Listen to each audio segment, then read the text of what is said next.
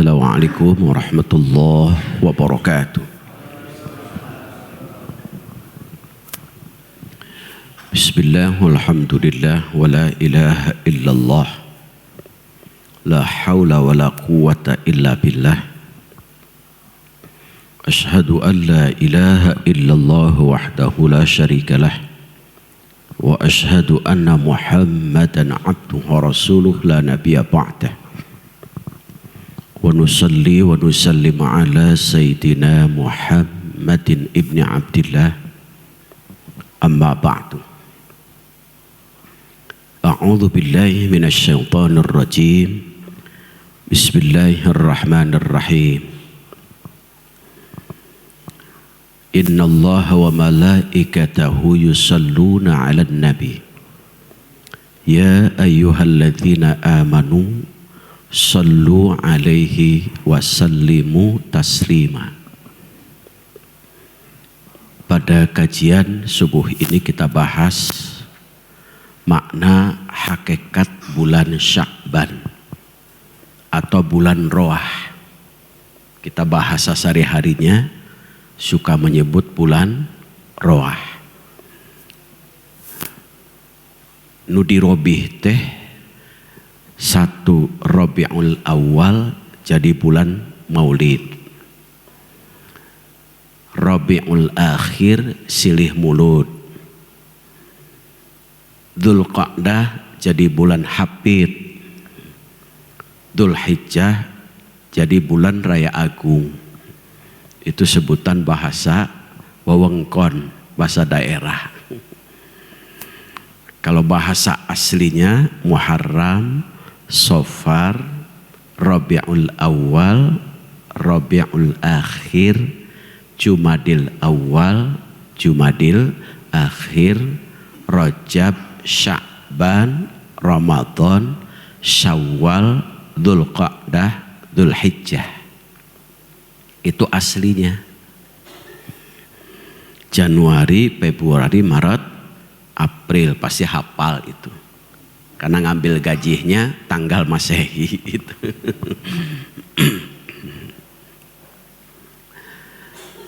Bulan Sya'ban itu adalah bulan yang sangat dicintai oleh Rasulullah Sallallahu Alaihi Wasallam.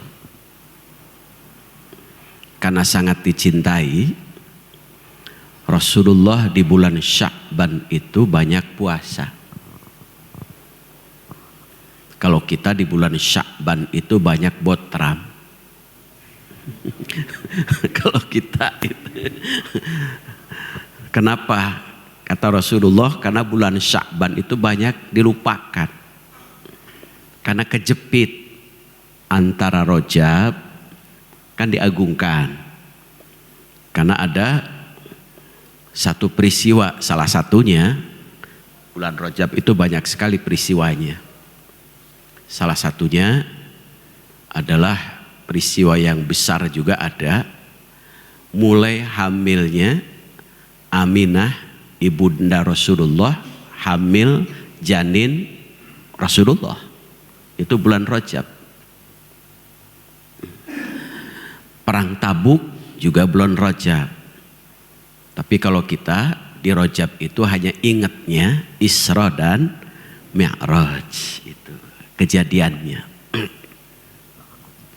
Itu Rajab. Kemudian sekarang bulan Sya'ban. Nah, kemudian Ramadan. Kenapa Sya'ban banyak dilupakan? Kejepit.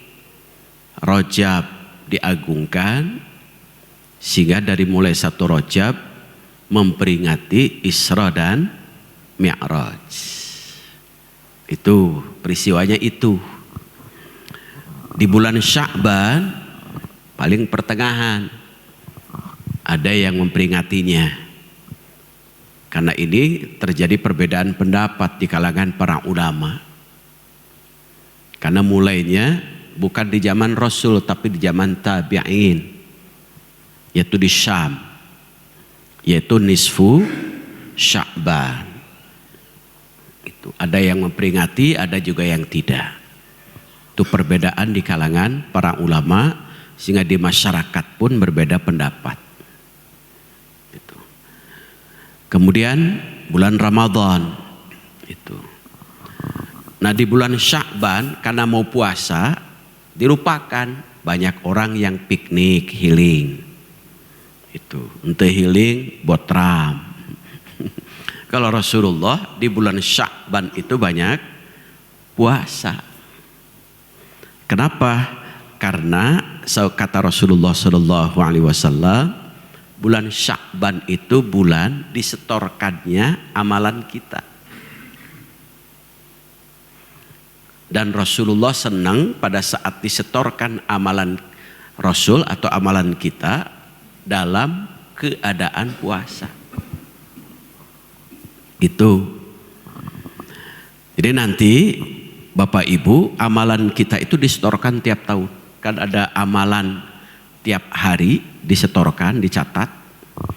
Ada amalan tiap minggu, ada amalan tiap bulan, ada amalan tiap tahun. Tiap hari itu adalah amalan kita disetorkan, dicatat itu oleh malaikat, yaitu waktu subuh dan waktu asar. Makanya Bapak Ibu usahakan waktu subuh dan asar itu sholatnya tepat waktu. Karena malaikat ngabsen. Subuh, si mana nih? Oh sudah bangun jam 3, sholat. Baca Quran, tahajud, sholat. Bagus. Asar, sama, tepat waktu sholatnya, catat. Subuh sare keneh catat, asar sare deui catat. Sehingga ada orang yang catatannya sare wae tang kana teh. Nah, ieu mah sare wae cenah, tidur melulu cenah gitu. Jadi setiap hari itu. Makanya ada sholat idealnya 5 waktu, tepat waktu berjamaah. Idealnya. Karena sholat yang paling baik adalah ala waktiha, tepat waktu, on time. Tetapi jika Bapak Ibu sangat sibuk, usahakan tepat waktu itu 2 waktu, subuh, asar. Itu. Karena dicatat, khawatir kalau sedang di absen, malaikat ngabsen, kita nggak ada. Tidur. Tepat waktu.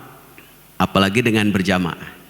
Ada sholat yang sangat ditekankan untuk berjamaah dan tepat waktu. Kalau untuk berjamaah, isya, subuh. Kalau isya tidak bisa, sibuk wae, ada yang sangat-sangat ditekankan untuk berjamaah, yaitu sholat subuh berjamaah dan tepat waktu. Sholat subuh macet kene, macet di mana? Sholat subuh. Jadi luar biasa. Duhur, asar mungkin itu karena sedang sibuk. Maghrib perjalanan, isya sudah di rumah. Sekarang rereheula. Subuh tiris. Terus, jadi banyak alasan itu. Ada amalan yang disetorkan tiap minggu, hari Kamis. Itu, tiap minggu, hari Kamis. Ada amalan disetorkannya tiap bulan. Itu kalau dalam hadis itu berkenaan dengan Yaumul Bid 13, 14, 15. Tiap tahun itu tanggal 15. Yang disebut dengan nisfu Sya'ban itu. Itu silahkan mau memperingati boleh, mau tidak pun silahkan. Karena itu terjadi perbedaan pendapat. Dan munculnya pun di zaman tabi'in, bukan di zaman Rasulullah dan para sahabat. tapi zaman tabi'in.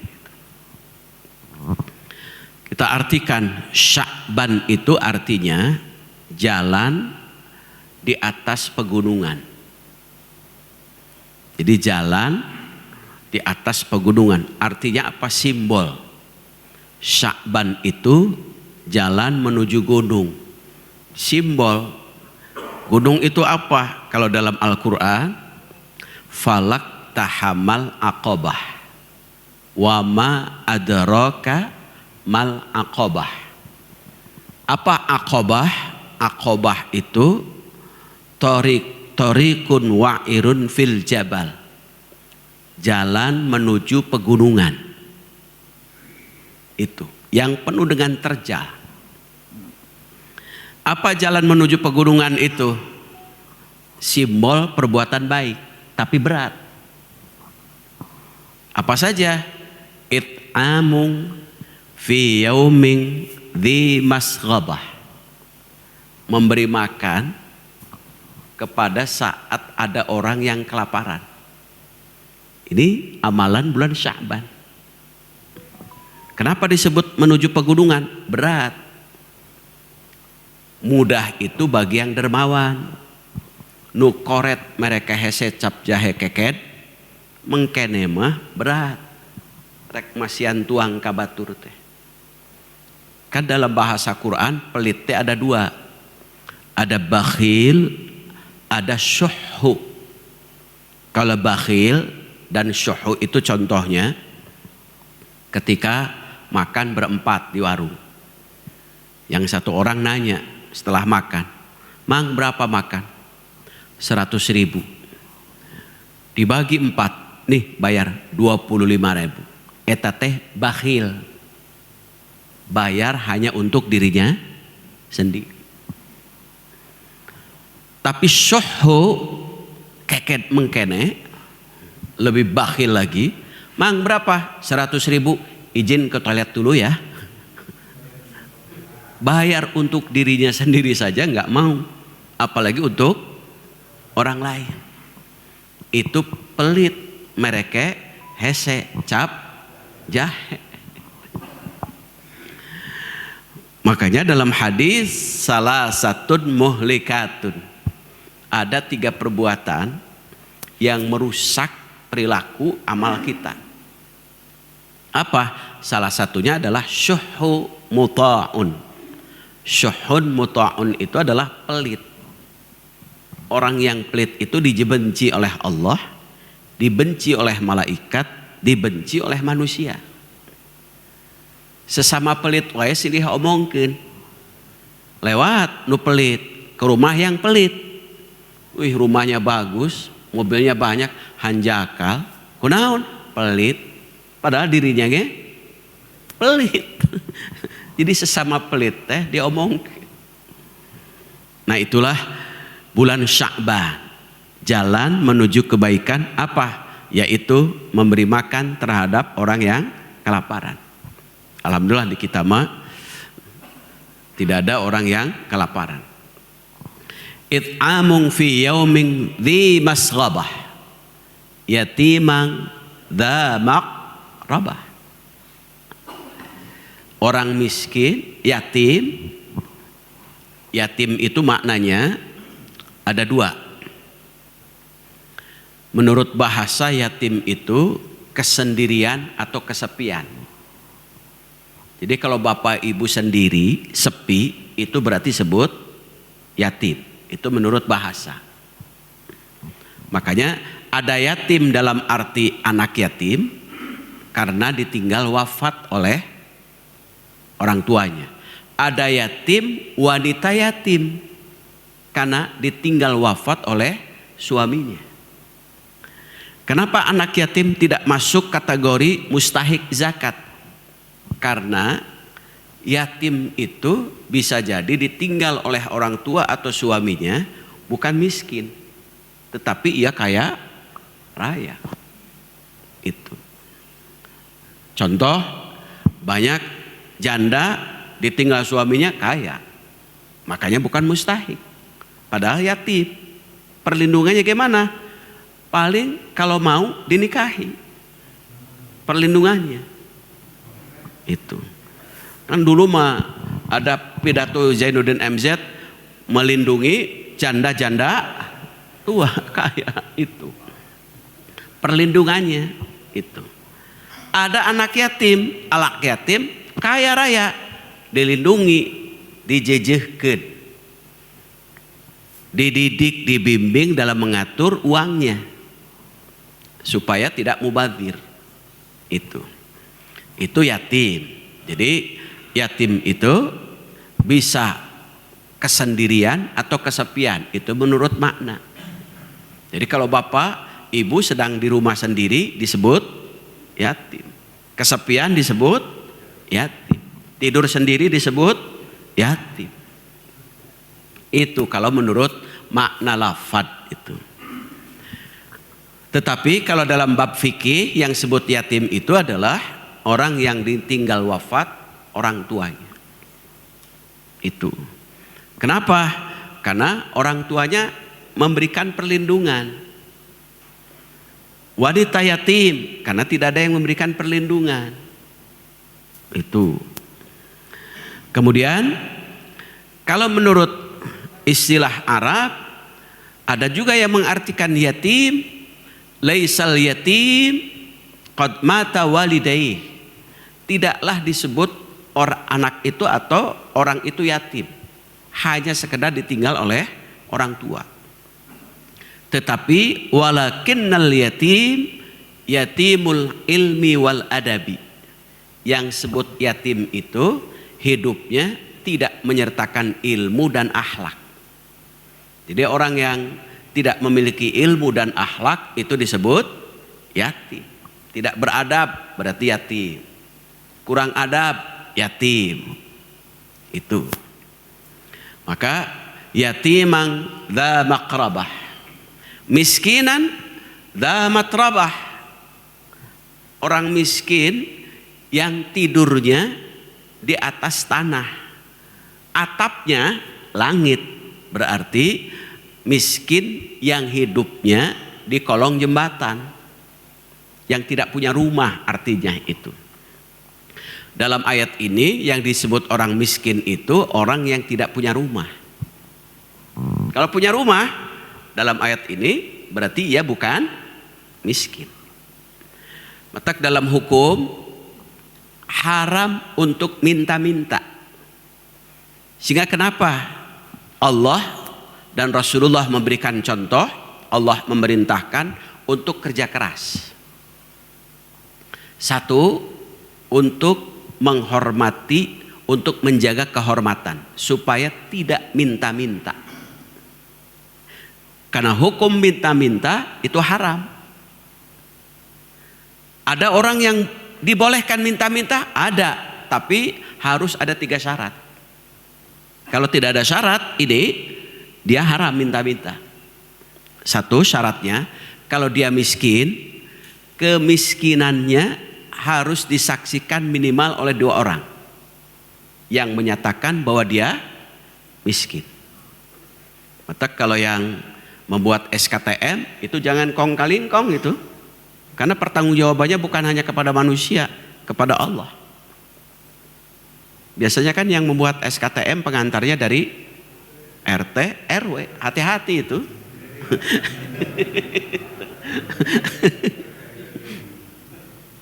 Hati-hati. Ketika ada yang meminta SKTM, harus home visit dulu. Betul nggak dia miskin? Itu. Kalau betul berarti boleh tanda tangan. Kalau tidak, jangan. Karena sekarang banyak orang yang minta SKTM itu padahal dia mampu itu. Jadi miskin jadi-jadian, gitu. Miskin jiwa. Yang kedua, bolehnya minta-minta kalau mendapat musibah yang menyebabkan harta bendanya habis. Contoh, bisa jadi dulu musibah tsunami, dia bisa jadi kaya raya, itu. Tetapi dapat musibah habis.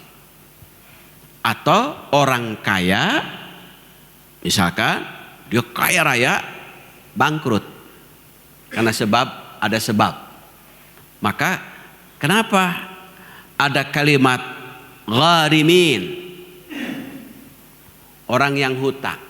Karena bisa jadi dulu dia usahanya sedang jalan, kemudian saat usaha bangkrut, meninggalkan hutang piutang. Itu boleh minta-minta itu, tetapi sejumlah kebutuhan, tidak enjoy dengan permintaan. Sehingga karena enjoy malah menjadi profesional. Kan kalau kalau minta misalkan di lampu merah, kalau dihitung-hitung luar biasa penghasilannya itu. Coba setiap lampu merah itu kurang lebih berapa menit itu? Merah. 60 menit ya? Lebih. Kalaulah 60 menit lah gitu. 60 menit, lama sekali kalau 60 menit. 2 menit ya? 2 menit. Setiap 1 menit anggap ada orang yang memberi uang 2.000. Walaupun mobil banyak, 1 mobil ya saja yang memberi. Setiap 1 menit. Jam kerjanya mulai jam 8 sampai jam 5. Setiap 1 menit 2.000. Berarti jam 8 sampai jam 5 berapa menit itu? Atau berapa jam? 8 jam saja ya. 8 jam berarti berapa? 450 menit dikali 2.000 berapa itu? 400 saja kali 2.000 sudah 800 ya. 800.000. Itu baru 400. 800.000 satu hari itu. Itu 1 lampu merah itu. Dikali sebulan berarti berapa? 800.000 kali sebulan 24 juta ya. 24 juta itu penghasilannya. Luar biasa menjanjikan itu. Jadi di lampu merah itu menjanjikan itu. Nah, itu haram hukumnya. Itu minta-minta itu. Kedua, yang ketiga syaratnya adalah boleh minta-minta karena sebab terkena diat, tebusan. Misalkan di Arab, dia na'udzubillah membunuh, maka oleh ahli warisnya itu dimaafkan dari hukuman mati dengan catatan diat. Diat itu apa? Membayar tebusan, ditentukan oleh ahli warisnya 100 juta misalkan tebusannya, maka si pembunuh ini wajib bayar. Tidak bisa boleh minta-minta sejumlah yang diminta tebusannya itu. Itulah yang dibolehkan untuk minta-minta, kecuali kalau untuk kepentingan umum. Kalau untuk kepentingan pribadi, syaratnya 1 miskin, disaksikan minimal oleh 2 orang, 2 terkena musibah yang menyebabkan harta bendanya habis, yang ketiga dapat diat, harus ada tebusan. Selain itu maka haram untuk minta-minta, kecuali untuk kepentingan umum, kecuali seorang istri boleh minta kepada suami. Kalau suaminya pelit, tidak pernah memberikan nafkah zahir, maka boleh istri mencuri itu. Jadi ada mencuri yang dibolehkan, kecualian. Kenapa? Suaminya pelit itu, karena tidak memberi nafkah. Tapi mencurinya itu sesuai dengan kebutuhan. Jangan sampai dibolehkan mencuri, diambil semua yang ada di dompet. Nah itu bangkrut itu. Hukum asalnya mencuri tidak boleh, tetapi karena sebab suaminya sangat pelit, padahal ia punya kewajiban. Karena kewajiban suami itu unlimited itu, tidak pernah ada batas itu.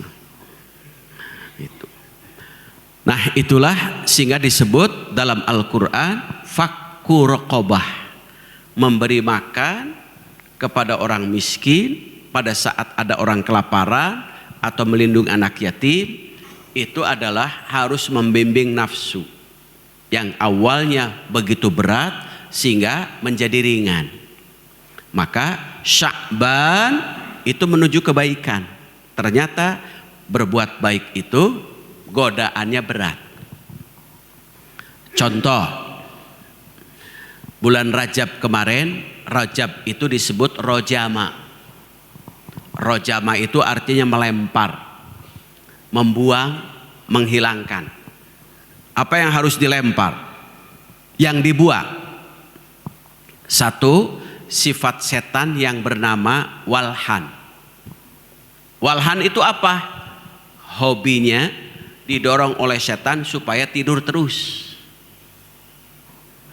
Jadi kalau mau bangun sholat, ini dilem matanya, susah untuk dibuka.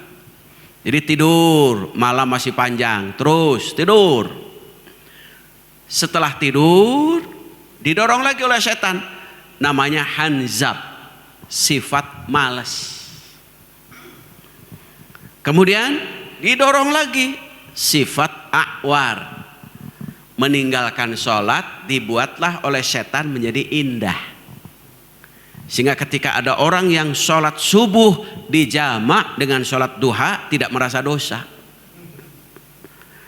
Itu sifat-sifat. Maka di bulan Rajab kemarin sudah rojama, dibuang sifat-sifat malas itu. Menuju apa? Sya'ban, menuju semangat berbuat baik, malas berbuat salah. Sya'ban itu. Ada juga yang mengartikan Sya'ban itu ada shin, ada ain, ada ba, ada alif, ada nun. Berarti ada 5 huruf. Huruf-huruf di kalimat lafaz Sya'ban itu ada makna. Satu, shin, syarfullah, menuju kemuliaan Allah.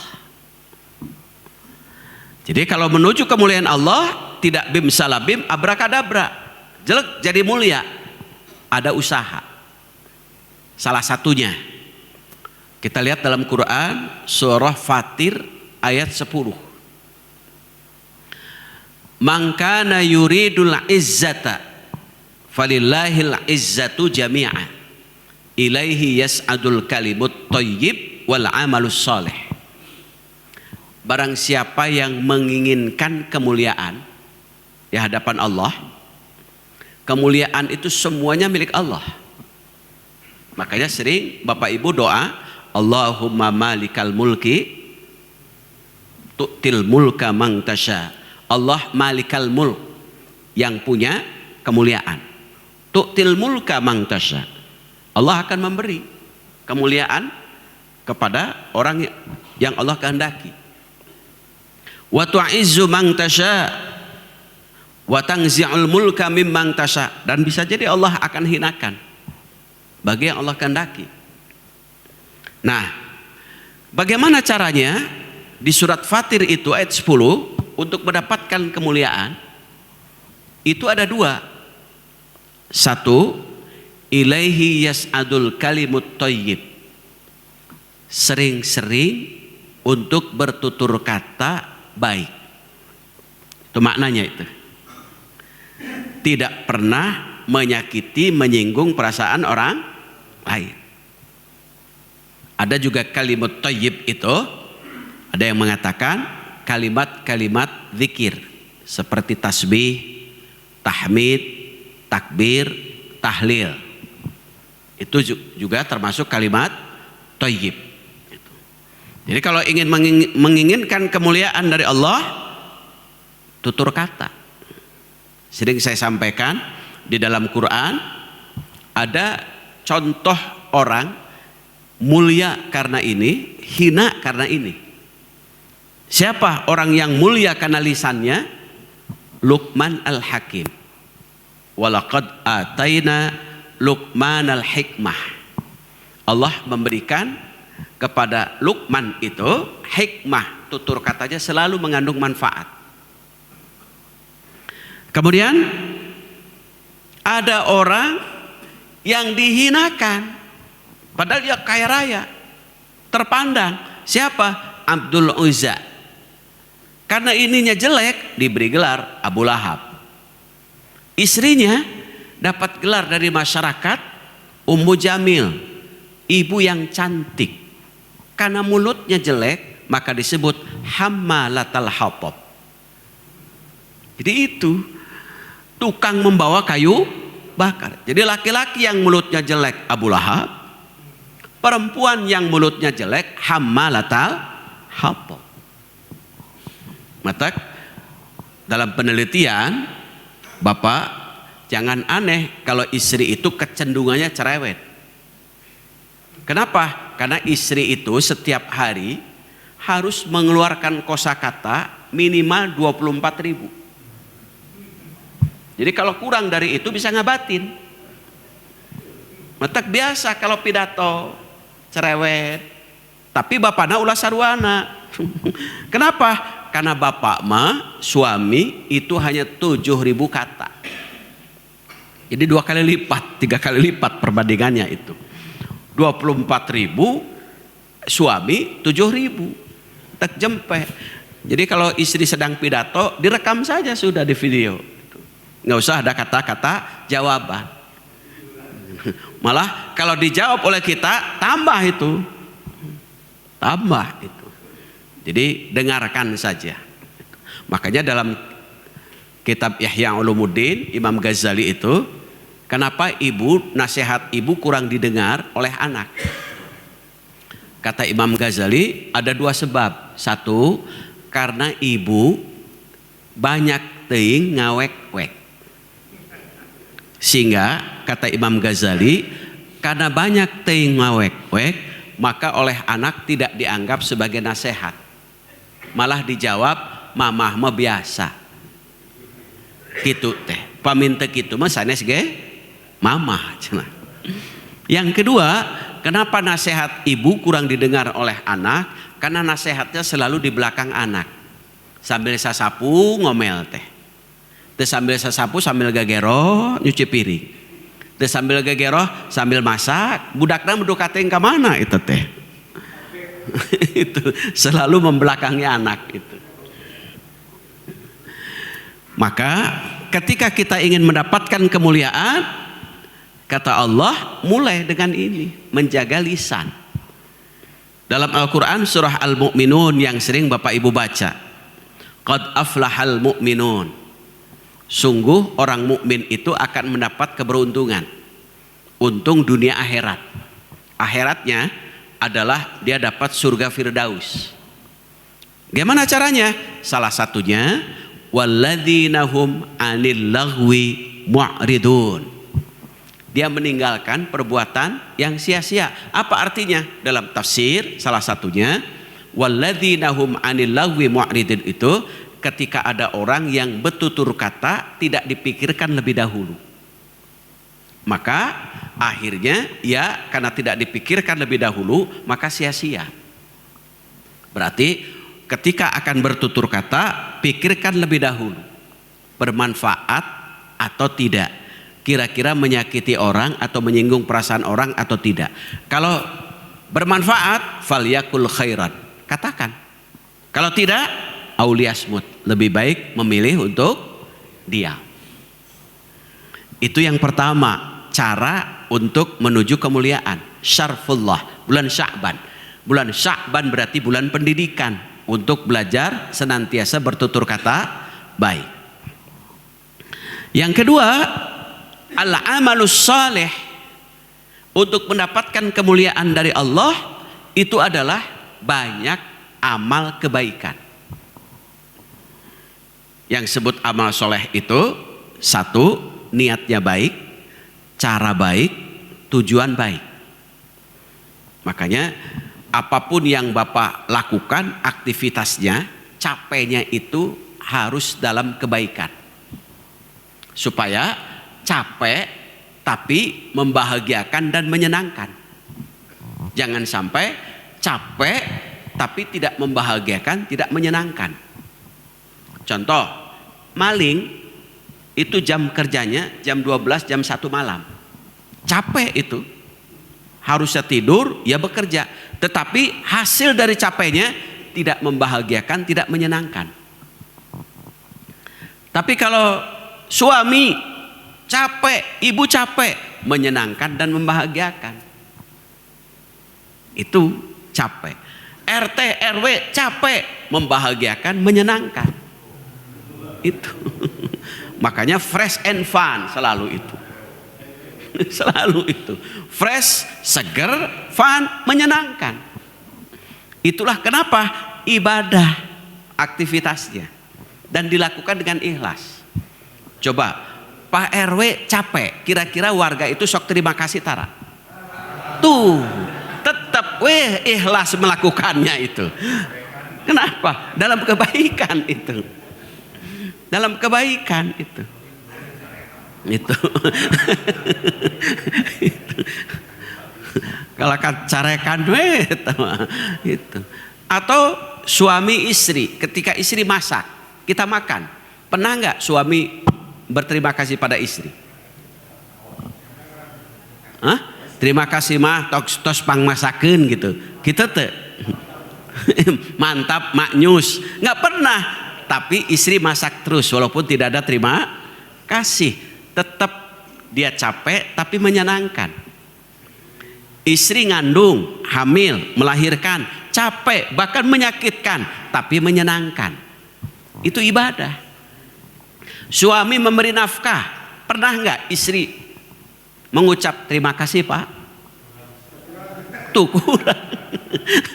Tapi tetap suami terus unlimited memberi nafkah.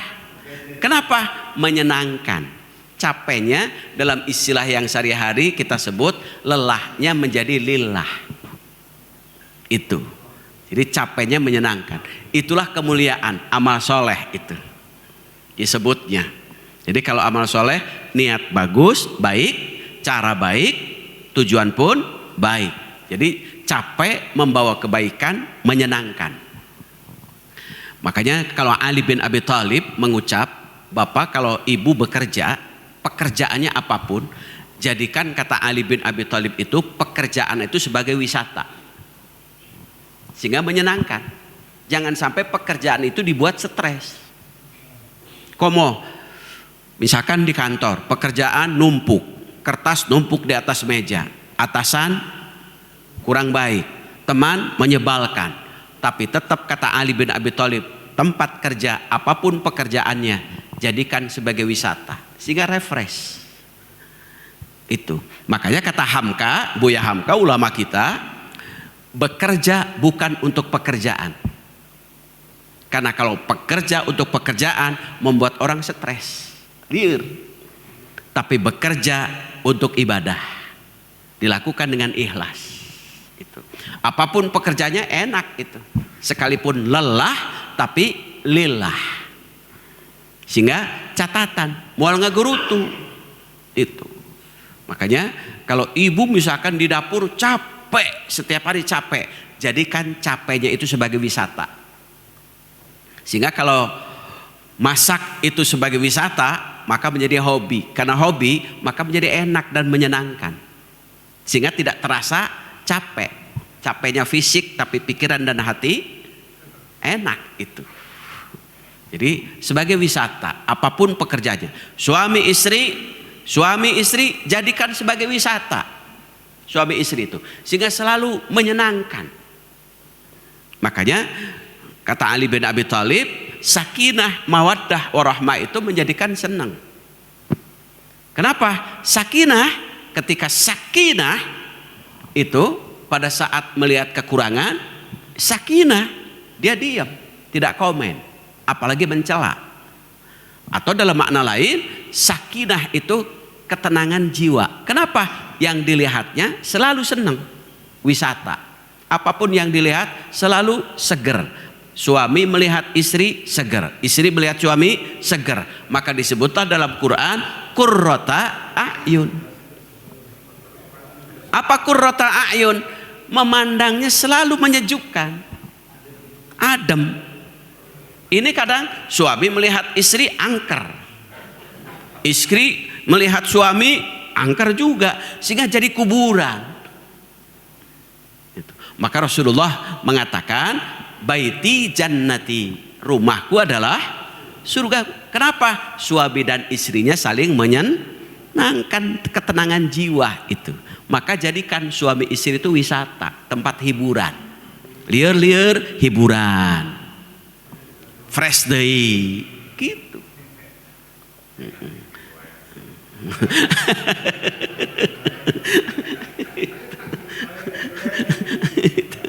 Jadi hiburan, jadi luar biasa. Hiburan tetapi membawa ke surga. Kenapa? Selalu membawa nilai ibadah.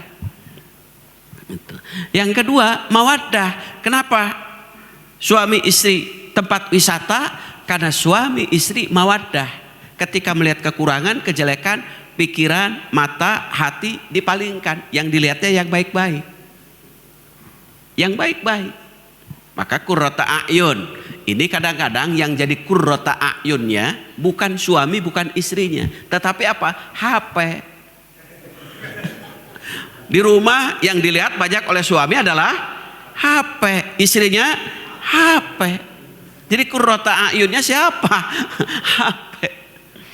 Jadi qurrata a'yun itu, jadi kalaulah ada HP, suami istrinya menyimpan HP. Pak, Ma, kenapa HP-nya disimpan? Kata suaminya, saya lebih senang melihat bapak ketimbang saya lihat HP. Istrinya juga sama, saya juga sama, lebih senang melihat bapak. Suaminya mengatakan, saya lebih senang melihat mama. Sehingga saling pandang. Itu. Dalam hadis dikuatkan saling pandangnya suami istri, nadratul lahumar rahmah, turunna rahmat Allah. Itu saling pandangnya suami istri. Rahmat Allah turun, itu karunia Allah. Sehingga pahala berlimpah. Itu. Coba dalam Quran surah An-Nisa ayat 19 itu. Wa in karihtumuhunna. Ketika yang dilihat itu suami istri menyebalkan, tidak menyenangkan. Fa'asa ang takrahu syai'an. Suami istrinya sabar dan menjadikan menyebalkan itu adalah sesuatu yang indah karena tempat wisata.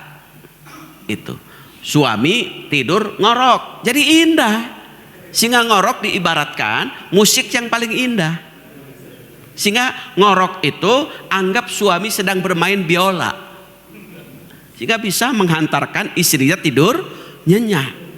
Itu persepsinya, image-nya. Maka wisata itu enak. Itulah Ali bin Abi Thalib, itu luar biasa itu.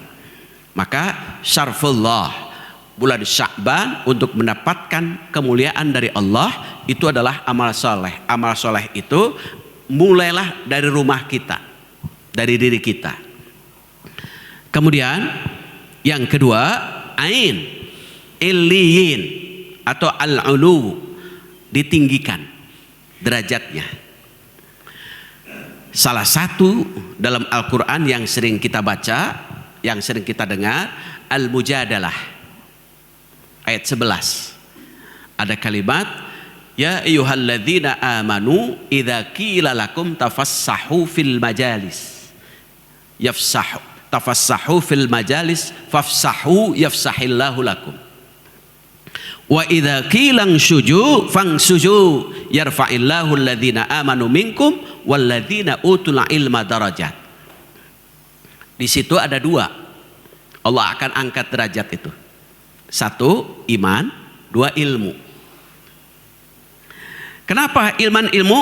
Ilmu itu bisa menyuburkan iman. Ilmu itu. Makanya dalam ungkapan Ibnu Qayyim, ketika Bapak Ibu menuntut ilmu, itu berarti sudah termasuk takwa.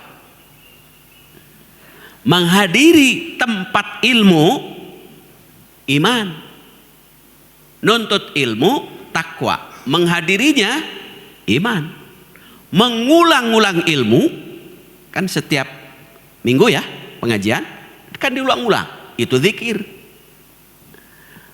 Kemudian mencari ilmu, jihad. Ketika Bapak Ibu hadir dalam majelis ilmu, kita dapat 4 kedudukan. Takwa, iman, ya kan? Zikir, jihad. Itulah ilmu itu. Luar biasa. Makanya Abdullah ibnu Abbas ia pernah mengatakan, barang siapa yang punya kesempatan untuk menuntut ilmu atau menghadiri ilmu, ia tidak hadir, itulah orang yang sangat rugi. Kata Abdullah ibnu Abbas itu. Maka al-ulu Sya'ban itu bulan Allah akan tinggikan derajat kita, tapi tidak bim salabim abrakadabra. Tinggikannya iman kita dengan ilmu, disinergikan itu. Karena iman kita akan subur itu kalaulah kita mengiringnya dengan ilmu. Kemudian birrullah, al-birru, kebaikan. Dalam Quran surah Al-Baqarah ayat 177. Laisal birra an tuwallu wujuhakum qibalal masyriqi wal maghrib walakinnal birra man amana billah, dan seterusnya. Yang disebut kebaikan itu ada 3. Al-Baqarah 177. 1 iman, 2 amal, 3 akhlak. Iman tanpa amal omon-omon itu omdo. Iman amal, iman amal tanpa akhlak bisa jadi pahala kita berguguran di tengah jalan, maka termasuk bangkrut. Rasulullah Shallallahu Alaihi Wasallam pernah bertanya kepada para sahabat, atadruna mal muflis, apakah kamu tahu orang yang bangkrut? Kemudian para sahabat menjawab, ya Rasul, orang yang bangkrut itu adalah orang yang tidak punya harta. Rasulullah menjawab, bukan. Lalu siapa ya Rasul? Orang yang bangkrut itu saat ia di dunia rajin sholat, rajin puasa, rajin zakat, rajin sholat tahajud, rajin baca Quran, rajin ke majelis taklim. Pada saat ia membawa segudang kebaikan, di belakang ada orang yang mengiringinya, yang mengikutinya. Lalu pada saat Allah akan memberikan pahala, ya setor, ya Allah ini pahala sholat saya, ini pahala puasa saya, zakat saya, infak saya, seluruh pahala-pahala kebaikan saya setorkan. Saat Allah akan memberikan pahala, orang yang mengikutinya ini langsung ngegorowok, ya Allah tunda dulu pahalanya. Kenapa?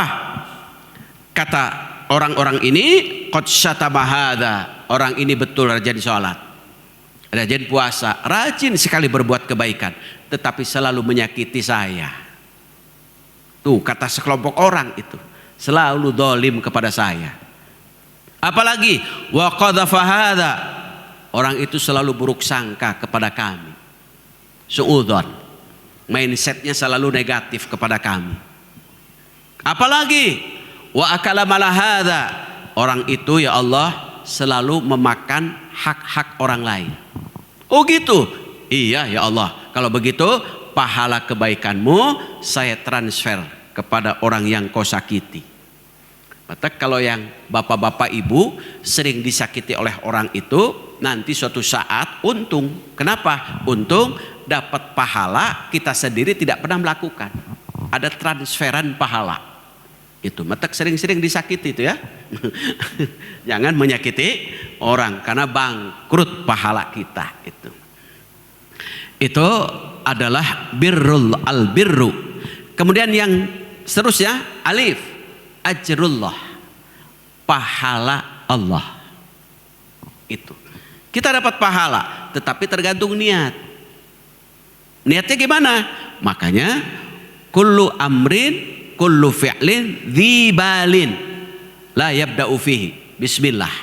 Supaya kita mendapatkan pahala, maka tidak ada perbuatan yang tidak dimulai kecuali dengan menghantarkan lafaz bismillahirrahmanirrahim. Kalau Bapak Ibu ketika akan beraktivitas jangan lupa bismillah. Ketika makan satu piring sudah habis, lupa bismillahnya, ya sudah satu piring lagi.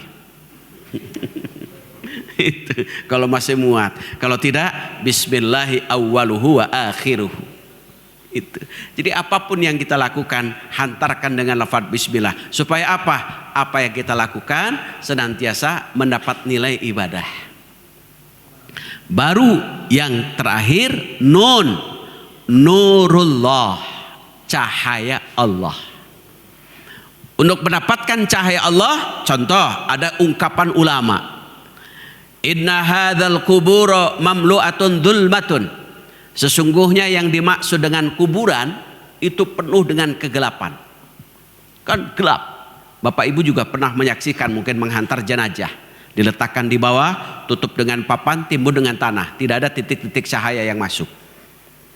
Kata ulama ini apa mengatakan? Innallaha azza wa jalla yunawwiruha. Allah akan memberikan cahaya di kuburan. Menurut kasat mata kita, kuburan itu pasti gelap. Tapi menurut orang yang di kuburan, karena dia penuh dengan amal soleh, apa cahayanya? Bisolati. Yang membuat cahaya di kuburan adalah amal soleh yang disebut sholat. Apalagi wassobri, sabar. Sabar itu apa? Dalam Al-Quran ada 6 kesabaran minimal. Sabar ketika Bapak Ibu sholat, Al-Baqarah 45 dan Al-Baqarah 152. Baik sholat sendiri maupun sholat berjamaah. Itu sabar. Baik imam bacaan pendek maupun panjang, sabar. Tong kesel ke imam, sabar. Yang kedua, apalagi protes, sabar berpahala. Ulah eleh jeung nu nguseup. Berarti nguseup mah lami ditantosan. Tabu 8 sampai tabu 12 kadang baru nari. Sabarnya bukan main itu. Berjam-jam. Nah hari sholat imam panjang bacaan langsung ngegurutu eta. Eleh kudu nguseup eta. Jadi itu sabar. Yang kedua, sabar ketika mendapatkan musibah atau ujian. Al-Baqarah 155, 156, 157. Yang ketiga, sabar sebagai pasangan suami istri. An-Nisa ayat 19. Yang keempat, sabar ketika Bapak Ibu menemukan tetangga, saudara, masyarakat yang berperilaku jelek. Ya kan? Ketika ada tetangga atau siapapun yang kita menemui perilakunya jelek atau pika sebelen gitu. Sabar itu. Tong sarwana. Si eta pika sebelen pisan tah entong. Mudah-mudahan bibirna sing cebeu sia entong. Manahna sing dijembarkeun gitu. Sabar itu. Itu apalagi kalau Pak RW pasti menemukan itu. Berbagai macam itu. Ya kan ada teman-teman bisa masyarakat tetangga, bisa jadi kantor, bisa di mana-mana itu perilaku yang jelek itu. Malah ada perilaku yang jelek itu jadikan sebagai sarana untuk ibadah. Yang kelima, sabar ketika kita sebagai bapak atau orang tua, bapak dan ibu mendidik anak-anaknya. Al-Baqarah 74 dan 75, Al-Furqan 74 75. Itu sabar sebagai orang tua. Yang terakhir, sabar ketika kita didolimi, disakiti oleh orang lain. An-Nahl ayat 126. Maka berpahala semua itu. Makanya was-sabri, dia jadi cahaya. Kalau nggak percaya silakan buktikan. Bapak sabar masuk ke kuburan, itu langsung bright cahaya. Yang ketiga, apa yang akan menjadikan cahaya? Amal solehnya. Was-sodaqoti, sedekah. Kenapa sedekah? Setiap orang bisa kalau sedekah. Kenapa? Setiap orang bisa. Karena sedekah itu bisa materi, bisa non materi. Maka sederhana, hadisnya yang sering Bapak Ibu itu dengar atau bisa baca. Apa? At-tabasum sedekah. Senyum adalah sedekah. Tapi ketika Bapak Ibu senyum sedekah, jangan terus-terusan senyum, tidak ada orang. Cari lawan. Kalau mau senyum, jangan sampai karena senyum sedekah di tiang listrik senyum. Cari lawan itu senyum. Dan ukurannya juga beda. Ukuran senyum sedekah itu simetris. Simetris itu ukurannya berapa? Panjang dan lebar 2 cm. Jadi diukur senyum sedekah. Kalau lebar tingkah gigir, senyum setruk itu namanya. Itu. Itu.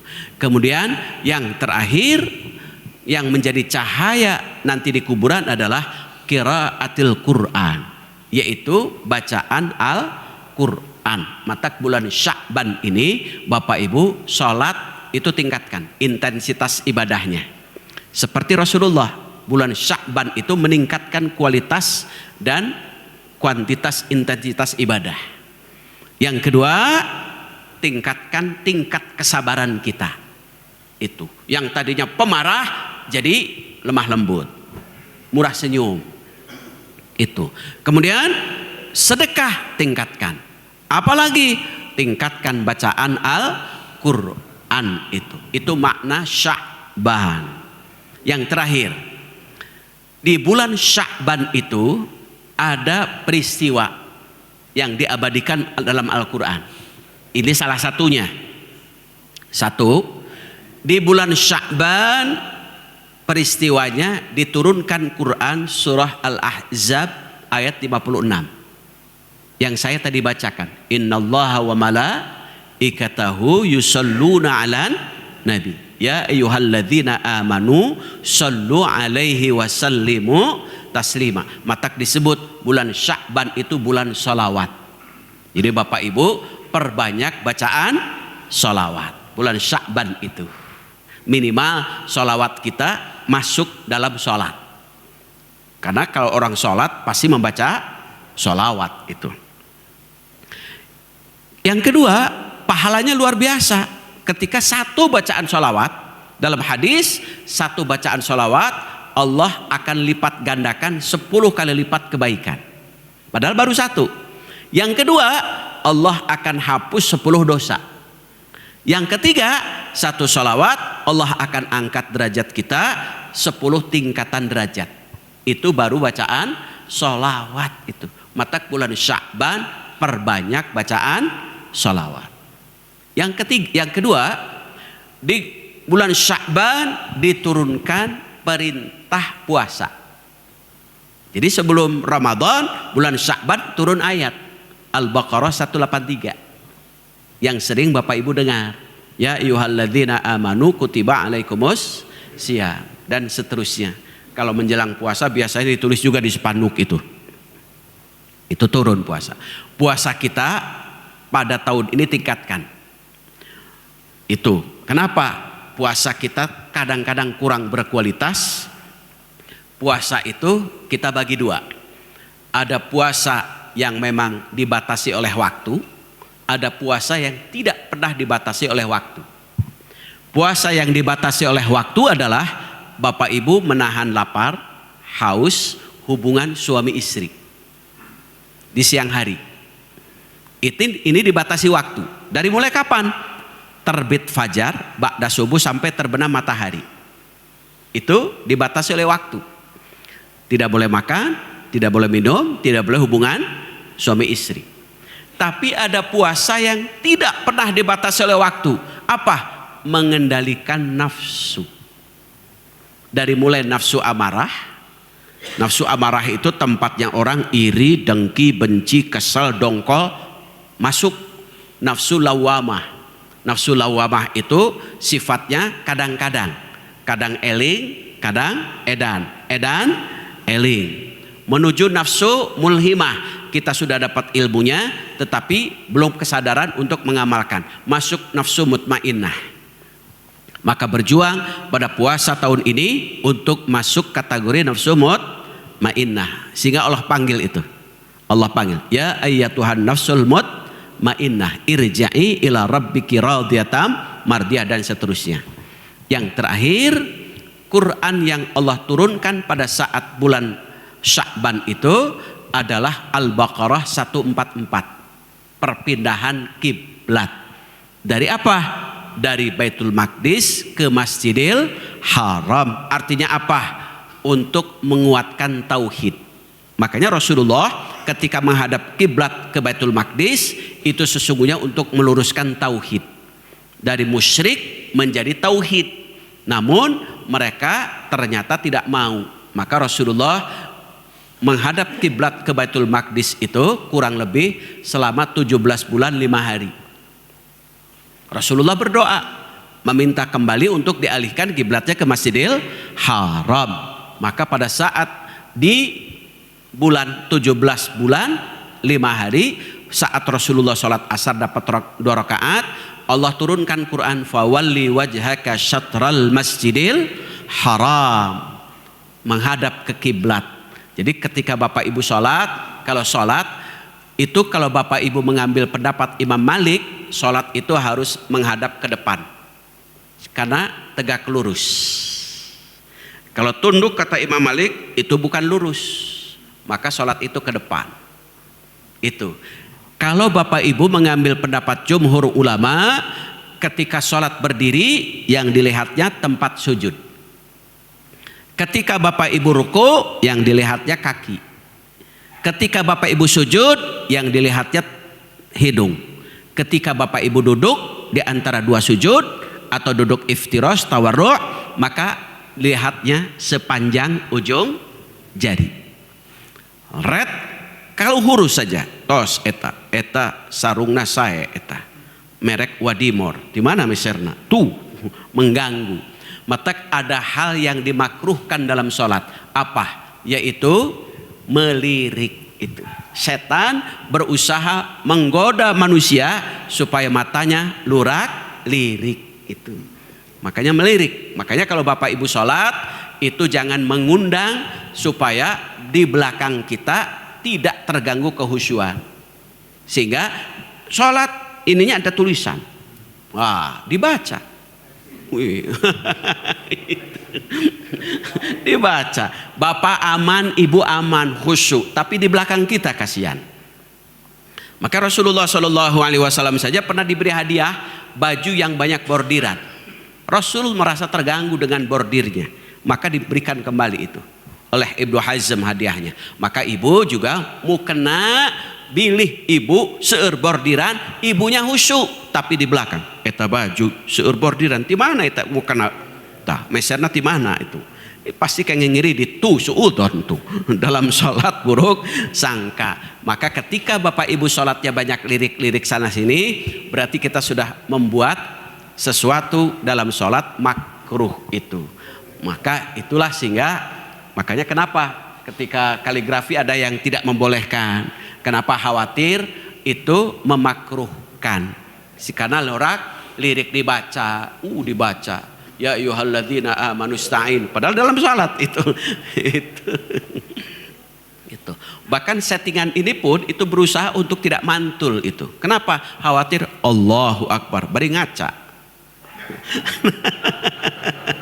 Bari ngaca itu.